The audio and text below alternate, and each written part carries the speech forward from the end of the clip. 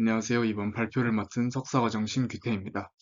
제가 발표할 논문은 Novel Hybrid Visual Stimuli Incorporating Periodic Motion into Conventional Flickering or Pattern Reversal Visual Stimuli for Steady-State Visual Evoked Potential-Based Brain-Computer Interface입니다. 본 논문은 Frontiers in Neuroinformatics에 게재된 논문으로 Q2에 해당하는 저널이며 임팩트 팩터는 2.5입니다. 먼저 인트로입니다. SSVP는 빠른 정보 전달과 높은 안전성 덕분에 유망한 BCI 패러다임입니다.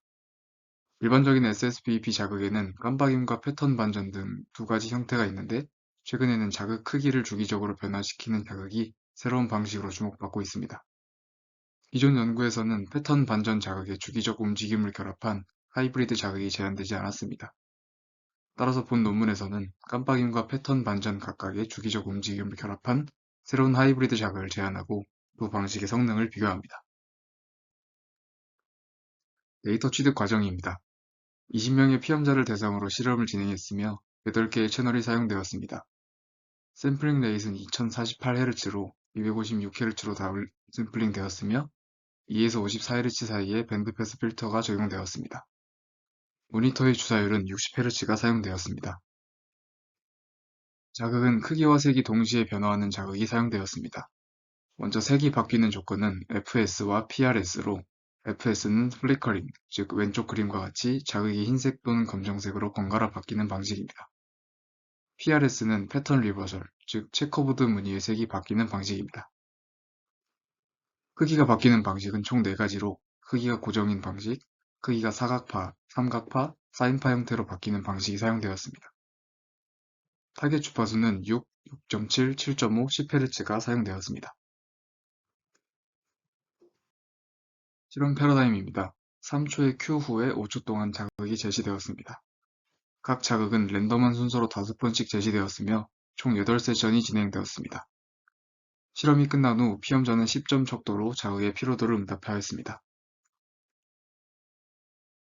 다음은 분류 방식입니다.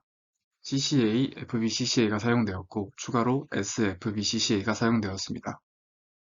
SFBCCA는 Subharmonic FBCCA의 약자로 기존 신호와의 비교를 진행한다는 점은 FBCCA와 동일하나 타겟 주파수의 절반인 주파수를 가지는 사인, 코사인 신호를 기존 신호에 포함했다는 점이 다릅니다. 더 많은 정보를 확인할 수 있어 높은 정확도를 기대할 수 있다고 합니다. 먼저 FS 기반, 즉 흰색과 검은색으로 깜빡이는 자극에 대한 주파수 결과입니다. 빨간색 점은 타겟 주파수 및 하모닉 성분을, 검은색 점은 타겟 주파수의 절반인 주파수를 나타냅니다. 전반적으로 타겟 주파수에서 높은 피크가 나타나고 삼각화와 사인파 형태 자극의 경우 10Hz를 제외하면 하모닉 성분도 두드러지는 것을 확인할 수 있습니다. 사각파의 경우 타겟 주파수를 제외하고는 피크가 거의 관측되지 않았습니다. 다음은 자극 파형에 따른 앰플리튜드 결과입니다. 왼쪽부터 타겟 주파수의 절반, 타겟 주파수의 2배의 성분인 평균 앰플리튜드입니다. 설명에 앞서 그래프의 통계차를 별 4개로 나타낸 부분이 있는데 P값이 0.001 미만이면 별 4개, 0.005 미만이면 3개로 표시했다고 합니다. 근데 또 0.05 미만은 별 하나로 표시해두어서 이유는 잘 모르겠지만 그냥 별 하나 더 그렸다고 생각하시고 보시면 될 것 같습니다.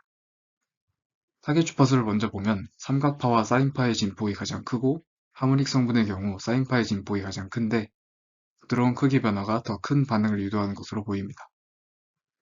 절반의 주파수의 경우 파형별로 통계차가 나타나지 않으며 타겟 주파수나 하모닉 성분에 비해 작은 값을 가지는데 이는 깜빡이는 자극에서는 주기적인 움직임을 추가하더라도 섭하모닉 성분이 크게 유도되지 않음을 시사한다고 합니다. 데이터 길이, 즉 자극 응시 시간에 따른 정확도 및 ITR입니다.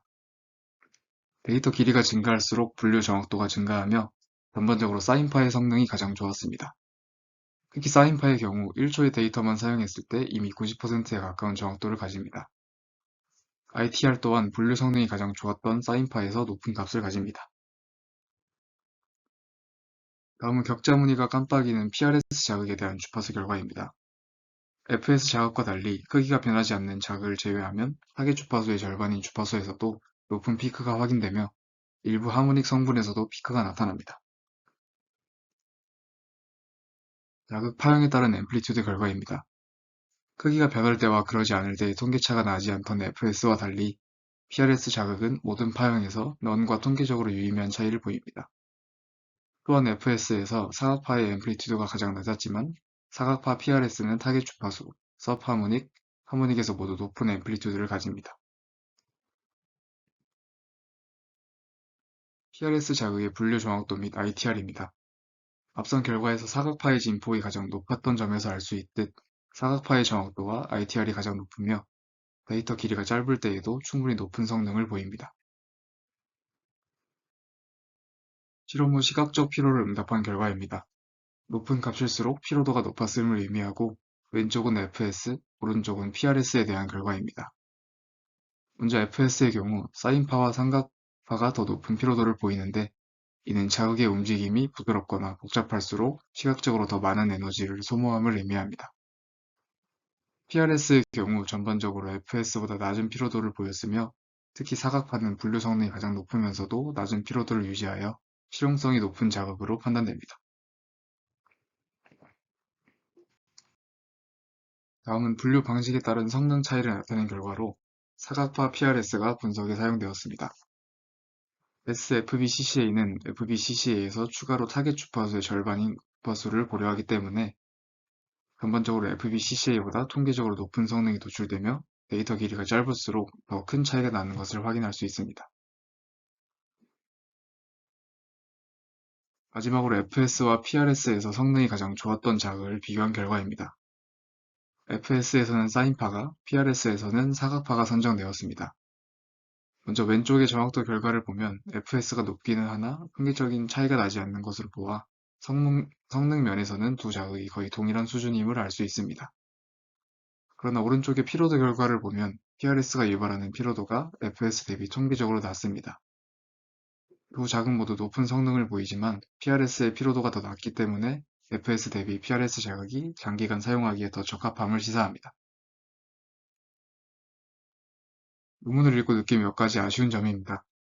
첫 번째는 크기가 바뀌는 형태를 사인파, 삼각파, 사각파로 다양하게 나누었지만 이에 대한 비교가 많이 진행되지 않은 점입니다. 물론 FS와 PRS의 성능 비교가 메인이지만 삼각파를 사용한 논문들이 많이 없어 더 자세한 설명이 있었으면 좋았을 것 같습니다.